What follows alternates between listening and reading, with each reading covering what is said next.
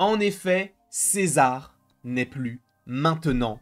Place au royaume. Aujourd'hui, nous allons parler du film Kingdom of the Planet of the Apes, qui est donc le film La planète des singes, le royaume. Un film qui est incroyable. On va en parler, et évidemment, certaines petites choses à savoir. Dans un premier temps, bonjour. J'espère que vous allez bien, que vous avez passé une excellente journée, matinée, réveillon, peu importe, et que vous vous portez à merveille. C'est ce qui m'importe.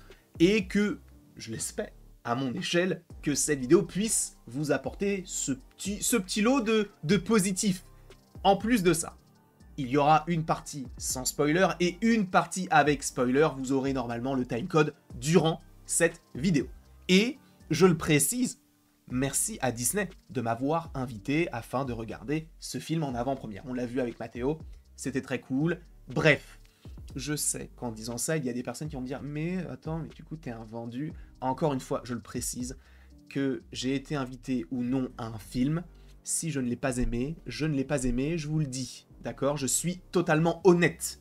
Donc, il y a des choses dans ce film qui sont exceptionnelles, notamment le visuel des persos, parce que c'est aussi ça qui prime au-delà du sujet. Alors, le sujet et le visuel doivent combiner, en tout cas fonctionner ensemble, mais c'est vrai que tout n'est pas parfait. Et il y a un gros point négatif par rapport à ce projet, et on ne va pas s'en priver de le dire. Donc, on va rester totalement objectif en parlant simplement de ce film. Et oui, j'ai été invité, mais c'est comme ça, c'est sympa, merci beaucoup à Disney, mais le film n'est pas parfait, même s'il est incroyable. Et on va notamment parler de ce petit personnage. Visuellement, c'est magnifique. On retrouve Noah, on retrouve en fait une nouvelle génération de singes qui donc va évoluer à travers certaines villes. Alors on n'arrive pas vraiment à savoir où est-ce qu'on est, mais en tout cas, bon, on est sur un monde post-apocalyptique, la nature a repris ses droits, et on va suivre en soi ce personnage-là, donc de Noah, qui va avoir une quête, alors sans trop de précision, il va rencontrer différents personnages au cours de sa traversée, de son chemin, jusqu'à arriver à une finalité. En tout cas, revenons avant de parler du sujet sur le visuel du personnage. Il faut savoir que derrière les effets spéciaux, on retrouve Weta. Alors Weta, c'est une boîte, boîte d'effets spéciaux qui, je pense, est la meilleure actuellement dans le monde. Pour ne citer que ce projet, Weta s'occupe d'Avatar. Rien que ça, d'accord ? Alors, pour les singes, peu importe leur espèce, c'est magnifique. Les poils, les expressions faciales, tout est parfait. Sincèrement, la mouvance, c'est parfait. En revanche, là où j'ai un petit défaut à donner sur le visuel, c'est qu'on a tout donné sur les singes, mais du coup sur les oiseaux qui sont, en tout cas qui ont un certain apport dans le film, on aurait pu peut-être imaginer un peu plus de détails. Ça fait un peu faux pour les oiseaux. Après, c'est pas la planète des oiseaux, c'est la planète des singes, mais je me devais de le dire quand même, il est tout simplement magnifique. Sincèrement, tous les personnages sont extrêmement bien faits, on y croit, c'est parfait. En revanche, il y a un personnage, notamment dans son évolution, auquel je ne crois pas, c'est lui. Proximus César, interprété, je crois, par Kevin Durand, qui donc est un acteur qui a notamment joué dans X-Men Origins Wolverine. Il jouait le personnage de Blob, si je ne dis pas de bêtises. En tout cas, bref. Proximus César est peut-être le défaut du film. Parce que on est... En fait, c'est un défaut, mais en même temps, il faut recontextualiser un petit peu tout ça. La planète des singes est un film, enfin en tout cas une saga de films, qui n'a pas été présente pendant quelques années. Donc on peut pas revenir d'un coup comme ça avec un gros antagoniste. Alors lui est intéressant par rapport à son évolution, par rapport aux liens qui existaient par rapport au passé, puisque encore une fois, je le rappelle, ce film se déroule des générations après donc tout ce qu'il s'est passé dans le film War of the Planet of the Apes. Je crois que c'est War le dernier. Bref, en tout cas le Supremacy, donc le dernier qui est sorti. Et donc on va avoir des connexions avec ce film-là. Et en fait, cet antagoniste-là, je ne le trouve pas forcément assez impactant. En fait, je ne dis pas qu'il me fait penser au Scar King dans le film Godzilla et Kong de New Empire, parce que lui, il est vraiment bien écrit, alors que l'autre non. Mais c'est le côté de... il instaure quelque chose, mais en réalité, il n'est pas forcément très imposant. Il a quelques scènes qui sont plutôt badass, où tu comprends que oui, il en impose, mais en même temps, ces scènes-là, on les a vues dans le trailer, donc on n'a pas vraiment de plus-value dans le film par rapport à lui. Et je trouve aussi qu'il arrive, enfin en tout cas qu'il n'est pas très présent dans le film. Là où le personnage de Silva, mais alors lui c'est le GOAT des méchants. Il est donc le bras droit de Proximus César. Il est tellement charismatique. Il est très puissant. Il est effrayant. Bref, c'est un très grand bras droit. Et en fait, par rapport à l'évolution du film, j'aurais plus tendance à dire que le méchant c'est lui et que derrière on a Proximus César qui est donc le chef, mais qui n'est pas forcément, qui n'apporte pas une certaine puissance entre guillemets. Là où Silva, lui, il est là depuis le début et il sera là jusqu'à la fin.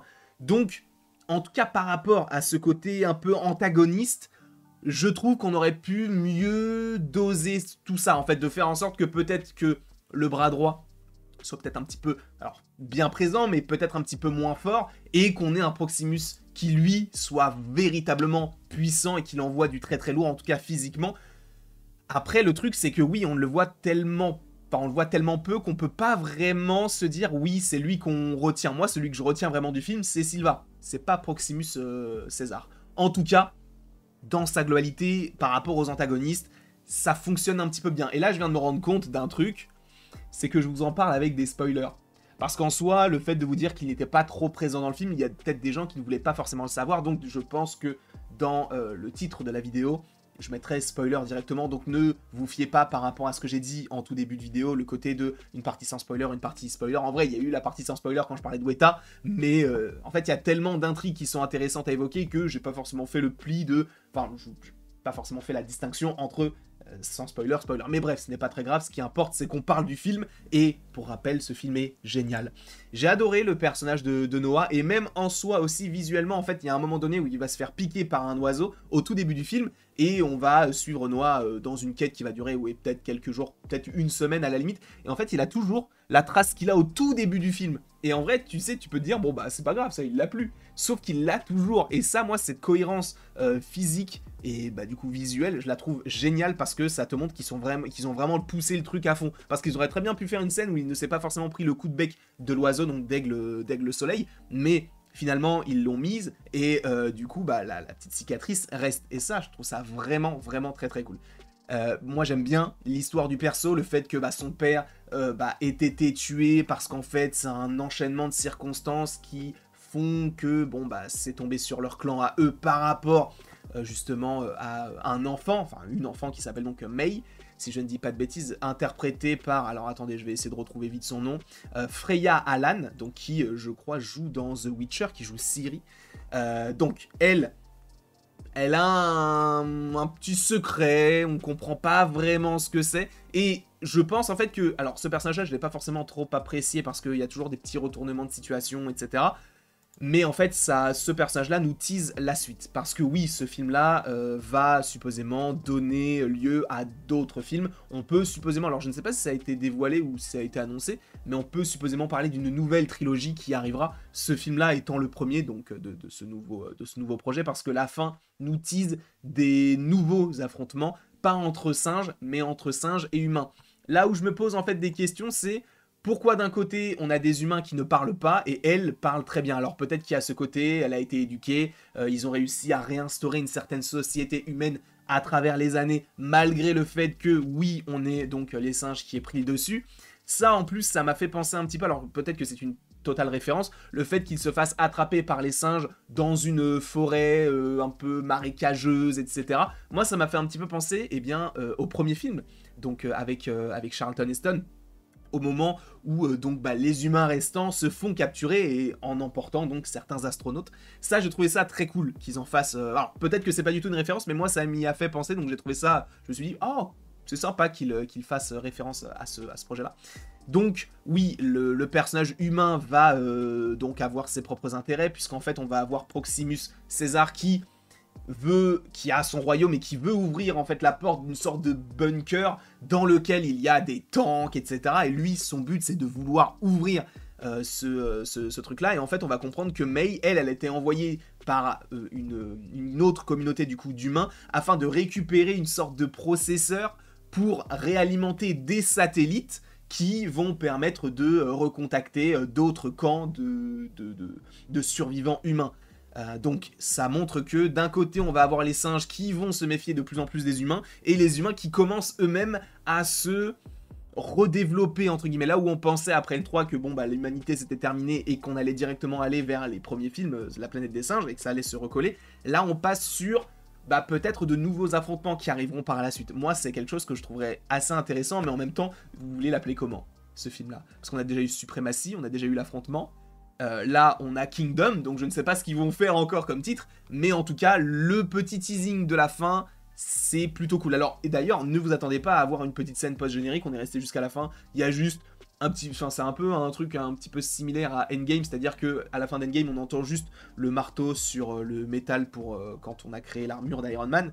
Là, on entend juste, je crois, le cri d'un singe, mais sans vraiment savoir ce que c'est exactement. Donc c'est juste pour rappeler, bon voilà, c'était la planète des singes, boum, on balance un petit cri de singe. En tout cas, le personnage de May, très très énervante. Elle essaye... Enfin, tu sens qu'il y a le côté de... on est... En fait, on va servir nos propres intérêts. On n'est ni gentil ni méchant, on est un peu gris. Et en plus de ça, on aurait pu totalement comprendre qu'elle ne faisait pas partie des autres personnages. En tout cas, qui semblent vivre dans la nature, puisqu'elle a un Jean, elle a un Marcel. Enfin bref, oui, elle a un Marcel en 2024. Mais en tout cas, globalement, c'est très très beau, les combats sont très impressionnants, voilà, rien que cette scène-là, cette image-là, te montre que lui est beaucoup plus imposant que celui-ci, même si, bon, il a un petit, il a une manière de s'habiller qui peut faire penser, oui, à un grade peut-être un petit peu plus au-dessus, mais en vrai, c'est pas non plus, c'est pas un personnage où tu vas te dire, oui, je me souviens de lui. Non, c'est pas comme Koba, c'est pas comme ces personnages-là qui ont fait toute cette saga. Après oui, donc on a l'évolution donc des singes qui vont finir par avoir des montures, même si ça on l'avait déjà auparavant, sachant que je crois qu'on parle entre 2 et 300 ans après le troisième film, et encore une fois ça fonctionne très très très très bien. Noah donc qui va perdre son père, qui va essayer de sauver donc tout son clan, qui va devenir le chef. En fait je ne suis même pas sûr qu'on revoie Noah, alors ça serait sympa hein, que ce soit une trilogie cette fois sur lui, mais en vrai, si on part sur un autre personnage, un autre singe qui lui aussi pourrait être un antagoniste, enfin pas un antagoniste, mais le protagoniste de son histoire, et du coup, peut-être annoncer un affrontement contre les humains, pourquoi pas.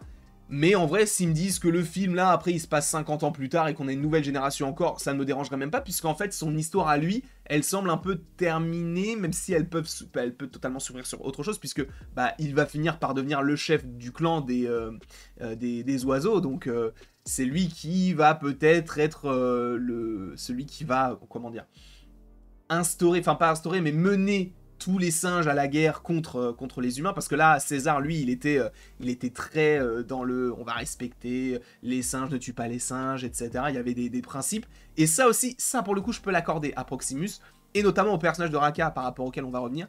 Proximus et Raka sont deux personnages qui sont diamétralement opposés, parce que Proximus se proclame comme étant, en gros, le nouveau César, puisque César, je vous rappelle, donc Andy Serkis, les 3 premiers films, c'est lui le chef, et il est gentil pour le coup, et en fait, on comprend qu'au fur et à mesure des générations, les préceptes qui ont été instaurés par César, eh bien, ont un petit peu dévié en fonction des clans où on était. Soit on est dans le clan de Noah et donc on n'a pas vraiment tout compris sur eh bien, les fonctionnements et comment ça s'est vraiment passé, qui était César, on ne sait même pas qui est César dans ce clan-là. Là où Proximus, lui, il va prendre les propos de César et les réinterpréter à sa sauce, notamment quand on va voir le personnage de Silva qui va tuer je ne sais pas combien de singes, il va dire pour César. Sauf que César, lui, son principe même, c'est de ne pas tuer les singes. Et on va avoir notamment ceux qui vont protéger la parole de César, et on va comprendre que Raka, lui, en fait partie, donc cet orang-outan, un personnage qui arrive et qui va avoir ce côté un peu protecteur, lui est le dernier représentant des protecteurs donc de la parole de César,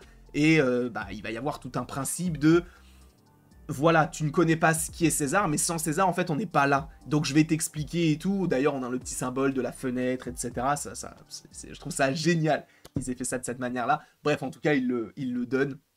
Il donne le collier qui va finir par être entre les mains après de May, puisque on va avoir Noah qui va lui donner. Bref, en tout cas, ça tease des choses plutôt intéressantes sur la suite. Le film en soi est très très très bon. Je ne peux que vous le conseiller visuellement. En vrai, en IMAX, ça doit rendre très très bien. Nous, on n'a pas vu en IMAX, mais c'était un très très grand écran. Et on était en Dolby, donc ça, pour le coup, au niveau du son, c'était très très stylé. Je ne peux que vous le conseiller. Si je devais donner une note, je donnerais la note de 16. Je pense que les points manquants seraient plus sur peut-être un aspect visuel sur les oiseaux qui ne m'a pas forcément dérangé, mais ça en vrai c'est 0,1 de la note, donc c'est pas grand chose. Mais c'est plus l'aspect antagoniste qui ne m'a pas plu parce que bah pas assez impactant, mais en même temps je comprends parce qu'on relance une nouvelle ère de la planète des singes, donc on ne peut pas directement mettre un gros méchant d'un coup. Là, ça vient au fur et à mesure, et encore une fois, à mon sens, ça fonctionne bien. Voilà, tout simplement, j'espère que vous avez apprécié cette vidéo. N'hésitez pas, vous, dans les commentaires, à me dire ce que vous en avez pensé si vous avez vu le film. N'hésitez pas à mettre une note sur 10. Moi, du coup, enfin, une note sur 20, du coup, moi, j'ai mis 16, je crois, donc en vrai, c'est une bonne note. Merci beaucoup encore à Disney de m'avoir invité, c'était très cool. N'hésitez pas, hein, si vous avez d'autres films, c'est sympa. Évidemment, je rigole. Et après tout ceci, il ne me reste plus qu'à vous dire à la prochaine, pour la prochaine. Non, Disney, je rigole pas, invitez-moi. Non, non, mais s'il te plaît. C'est très gentil en tout cas, merci. Il y a un film qui sort en juillet qui s'appelle Deadpool, ça c'est sympa aussi. J'aimerais bien y aller quoi.